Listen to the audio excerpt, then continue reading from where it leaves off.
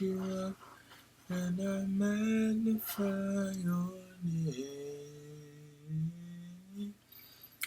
That's why my heart is filled with praise.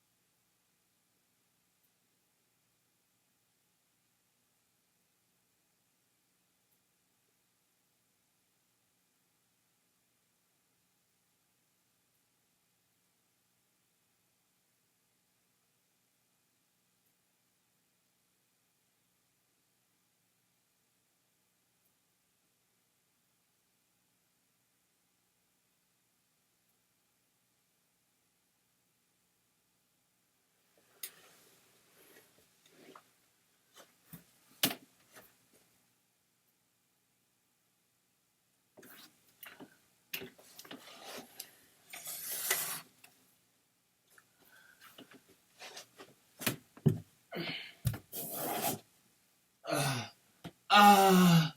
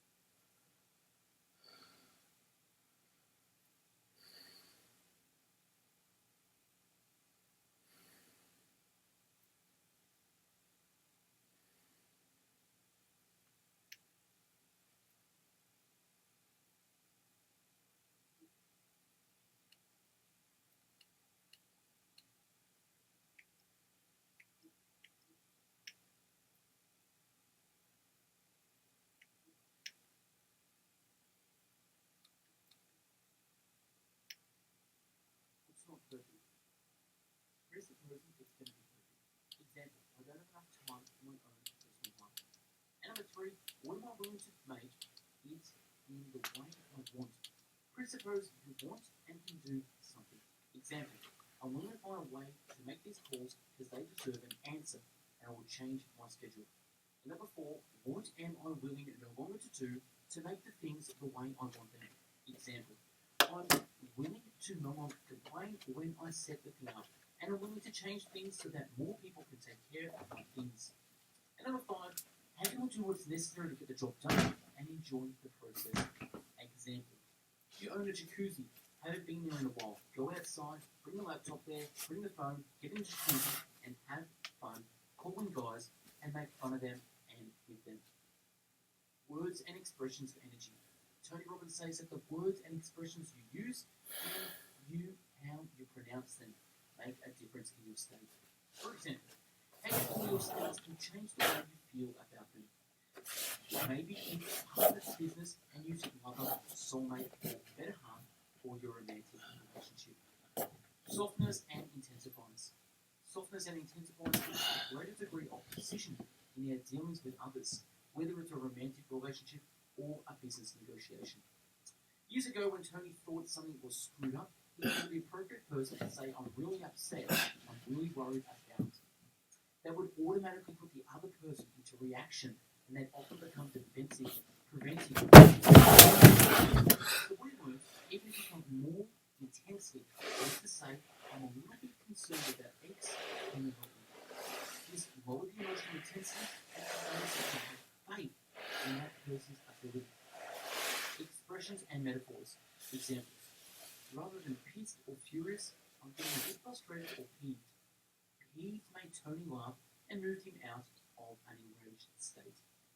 To a man who said they put a gun to her head, Tony changed his state by breaking his pattern, asking, what colour is this squirt gun? Now the gun has become a silly toy. To a guy who said they put him in a box, he said, I don't know about you, but I know nobody could ever build a box big enough to hold me. If you're drowning in a world of chaos, take a stroll down the shore of tranquility and think a bit before acting. To a woman who said she had baggages, Tony said, what if you dropped the baggage? Sometimes you need the opposite though, and expressions can give you the hedge to move. To some parents, it didn't feel like they should encroach in their son's troubles, and Tony wanted to spur them to action. So he said, there are two bullets to your son's head right now. One is alcohol and one is drugs, and one of them will eventually kill him. That image gave them the strength to move. Tony gives a few great metaphors for life. Life is given by becoming more. Life is a game. Life is a dance. Life is a gift. Blueprint and happiness. Tony Robbins says that if you're not feeling satisfied in your life, it is because your blueprint, the idea you have of how your life should be, is not aligned with what your life is right now. There are three ways people cope with that. Number one is blame themselves or others, and it doesn't fix the problem. Number two, change their life. Great approach. And number three, change and rewrite their blueprint. Great approach. My personal challenge to you. Tony ends by saying that if you really want to master your life, number one, master your own mental and emotional state. Number two, develop compelling reasons to manage your state. And number three, develop goals to keep your good state. Anticipate challenges. The author says to anticipate the challenges of life and role model how to deal with them. Some challenges are obvious and fixed, like death, for example. What are your beliefs about death so that you can deal with it? Talk to people who have already done it successfully. Some other challenges for people are turning a certain age, which Tony says is often has to do with a zero after a number. Re-evaluate life. It's a great idea to re-evaluate your life every 6 months or year. Become a team player. The secret to long life, wealth, and happiness is this. Become a team player. Tony says that we'll do more for the people we care about than we do for ourselves. If you can find a team of people whom you deeply care for and you can make a difference for them and be a source of power and possibility, you will be driven the most. Every day, care deeply. Create something new. Cooperate with people on how to make a difference. Commit Dreams of your past will become small, confronted to what you will have. Life is a process, so enjoy it. Life is a process, so enjoy it. It's not how long you live, but how. And finally, live with passion. And that's a wrap on Personal Power 2 by Anthony Robbins. Subscribe to our channel for future summaries and check out our website, bestbookbits.com, for the written summary and audio. Check out our website store where you'll find hundreds of books to browse and purchase. Thanks for watching and listening, and I hope you learned a thing or two about Personal Power 2. Have yourself an amazing day and stay tuned for more. BestBookBits.com presents Anti-Fragile, Things That Gain from Disorder by Nassim Nicholas Taleb. Published in 2012 and weighing 544 pages. A book on how some systems actually benefit from disorder. In Anti-Fragility, Nassim offers a definite solution: how to gain from disorder and chaos while being protected from fragilities and adverse events. But what he calls anti-fragile is one step beyond robust, as it benefits from adversity, uncertainty, and stresses. Just as human bones get stronger when subjected to stress and tension, Taleb scans uncertainty on its head, making it desirable and postponing that things be built in an anti-fragile manner. Extremely ambitious and multidisciplinary, Anti-Fragility provides a blueprint for how to behave and thrive in a world we don't understand and which is too uncertain for us to even try to understand. He who is not anti-fragile will perish. The book summary can be found on our website, bestbookbits.com. So without further ado, I bring the book summary of Anti-Fragile. The Anti-Fragile. The central theme of the book is anti-fragility, which Taleb defines in the prologue. Some things benefit from shocks. They thrive and grow when exposed to volatility, randomness and disorder, and stresses and love adventure, risk and uncertainty.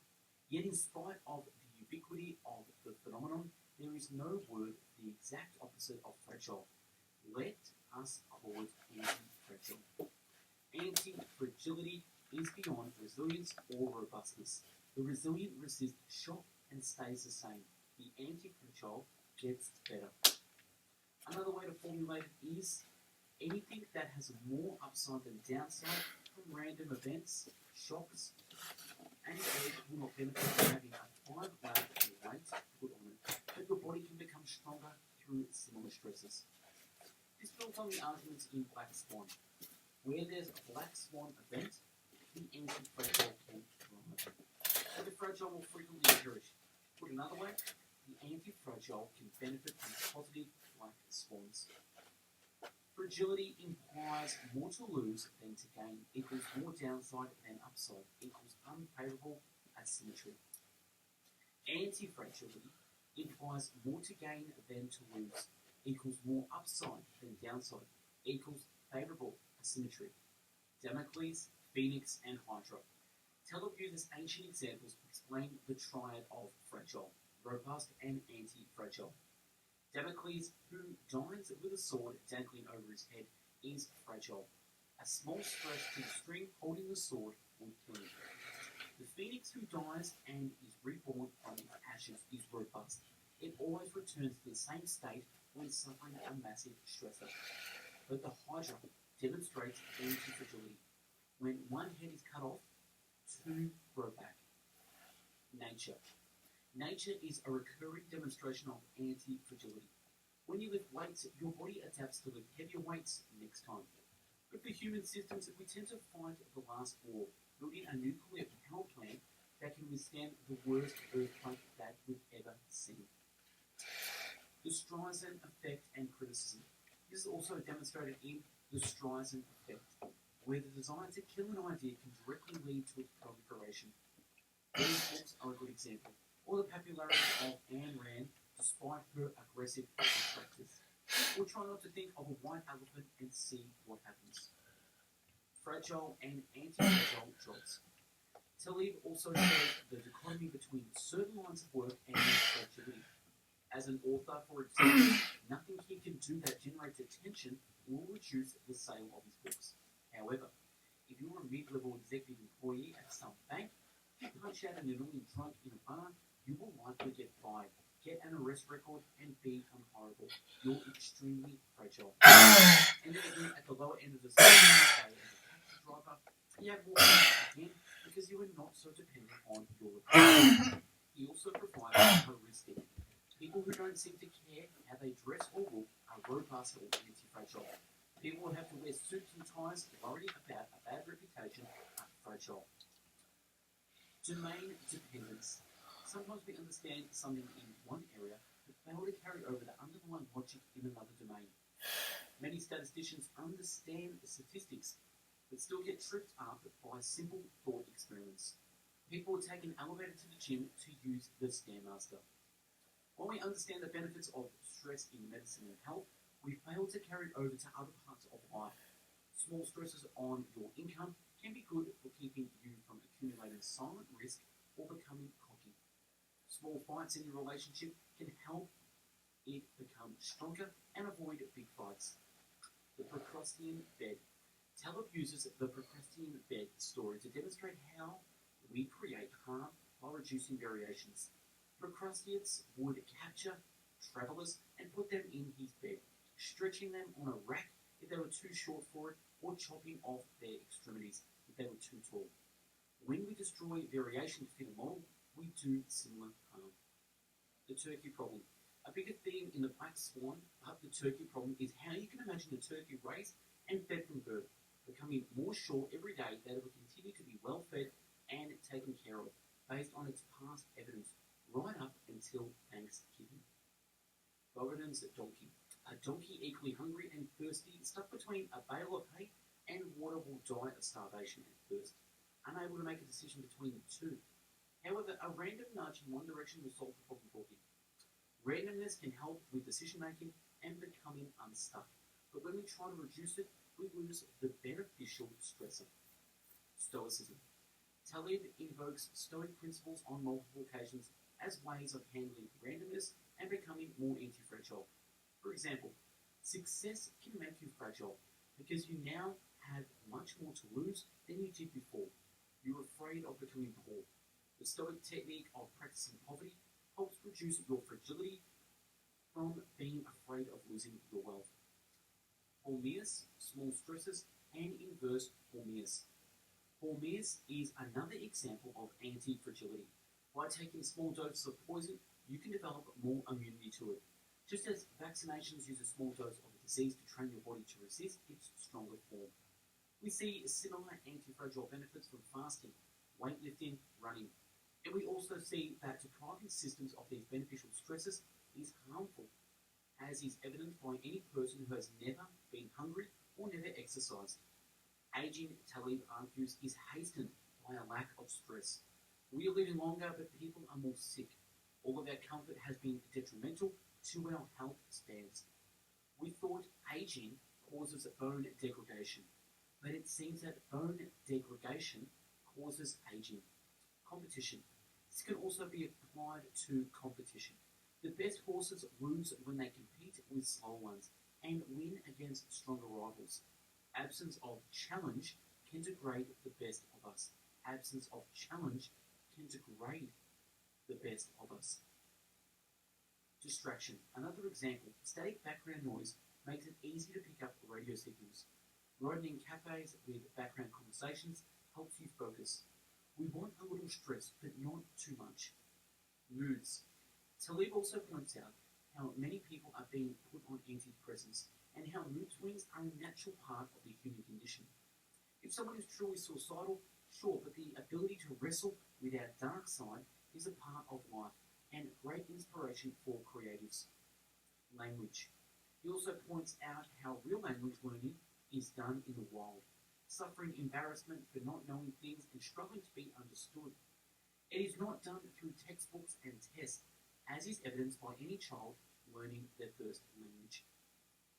Problems with modernity. Taleb points out numerous problems with the modern life, mostly arising from removing the natural stresses that help us. Lions in the zoo. Consider the life of a lion in the zoo and in the wild. The lion in the zoo might live longer, but is that really a desirable existence? Taleb points out that we used to have free-range humans. before such things as suits and soccer mums and gym machines. Native intervention and iatrogenics. There's a mistaken desire to intervene, particularly from doctors, that can lead to iatrogenics, which means harm caused by the healer. Harm from the doctors accounts for more deaths than any single cancer. There are two forms, the obvious iatrogenics, such as amputating the wrong leg, and the non-obvious iatrogenics, such as carelessly prescribing antidepressants and ADHD medication. The agency problem. Part of the issue comes from the agency problem, where the agent, doctor, has different interests from the receiver of his services, the patient. Editing. Talib shares a story of his article being principally edited in the writing style by the Washington Post. So he pulled it and gave it to the Financial Times, who only made one edit to correct a date. He points out that the WAPO, in trying to over-edit, missed the only important error. Good procrastination. Talib points out that the procrastination is not always bad.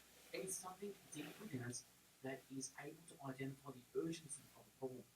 We don't procrastinate when a lion is attacking, but procrastinating, responding to an email, is probably fine. Related, the cure to procrastination on the job is not to force yourself to create systems that fix it, rather than find an occupation where you do not have to fight your impulses and where you do not procrastinate. The bimodal strategy. The barbell demonstrates an anti-fragile balance. The idea of the two extremes kept separate with avoidance in the middle. This represents playing it very safe in some areas, staying robust in negative and taking a lot of small risks in another area, open to positive black swans. To take advantage of anti-fragility, while avoiding being in the middle. If you put 90% of your net worth in cash or T-bills, and you put 10% for extremely aggressive and risky investments, you can never lose more than 10% of your net worth. But if you're exposed to massive upside, or you can take a very safe day job, or you work on your literature. You balance the extreme readiness and riskiness of a writing career with a safe job. Or you do a serial barbell, where you have pure action and pure reflection. Seneca and Montaigne. More examples. Do crazy things. Break furniture once in a while, like the Greeks during the later stages of a drinking synopsis. And stay rational in larger decisions. Trashy gossip magazines and classics or sophisticated works, never middle-brow stuff. Talk to either undergraduate students, cab drivers and gardeners, or the highest caliber scholars. Never to middling but career-conscious academics. If you dislike someone, leave him alone or eliminate him. Don't attack him verbally. Optionality. Talib discusses optionality, freedom of choice as a means of robustness and anti-fragility. Simply, the more options you have, the more freedom you have to respond to unforeseen circumstances, and the less fragile you are to sudden events. Financial independence is a big form of it, but there are others. Certain fields do not have negative forms. There's no opposite of someone buying your book. So the authors have more options because they have less downside. Tinkering. Talib is a big proponent of trial and error, which he calls tinkering, as a way to figure things out and expose yourself to large potential upsides. Many great inventions were toys first. The steam engine was invented by the Greeks for amusement, and it took a long time for us to realize it had practical applications. The teleological fallacy. The error that you know where you were going, and that you knew exactly where you were going in the past, and the others had succeeded in the past by knowing where they were going. One form of this is when somebody points out that a Harvard ornithological department could explain the mathematics of flight and how birds' wings work. But the birds do not need to understand that in order to fly. Talib also argues against the master-pupil relationship. Developed because the people were like-minded, not that they became like-minded because of the relationship. A personal note on this. I've come to believe more and more that the right books and idea is not about completely teaching you something new, rather helping you fully articulate something that you already began The green lumber fallacy Hey. only tells a story of someone who traded green lumber and made a considerable profit from it, while tinkering that green lumber was literally logs painted green, not knowing it was fresh wood. Hey. Knowing this fact did not affect his ability to trade it effectively. So when we assume some information is necessary and important, when it really isn't, we're committing the green lumber fallacy. As another formulation, you do not need to understand aerodynamics or physics to ride a bicycle. Some rules for optionality. Number one, look for optionality and rank things according to their optionality. Number two, look for things with open-ended, not closed-ended payoffs. And three, do not invest in business plans, but in people. People who could change careers 6 or 7 times. And number four, make sure you are barbell, whatever that means in your business. Non-linearity.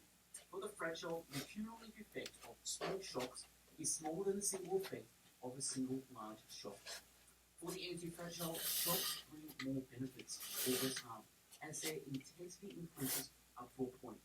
Example, lifting 100 pounds weight once is more beneficial than lifting a 1 pound weight 100 times. Your flight never gets in 4 hours early, but you can certainly arrive 4 hours late. Anything unexpected, any shock, is much more likely to extend the total flying time. Ergo, flight schedules are fragile. Another example, don't cross a river if it's on average 4 feet deep. Via negative R, by removal. Talib argues that the